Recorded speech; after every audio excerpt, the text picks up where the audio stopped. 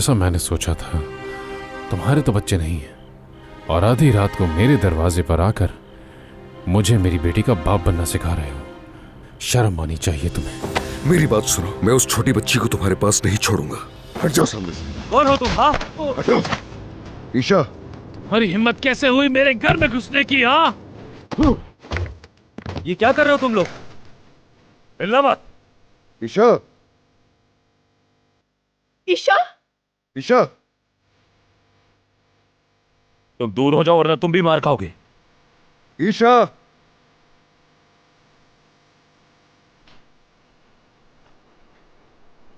कहाँ गई हो? ईशा, ईशा रुको।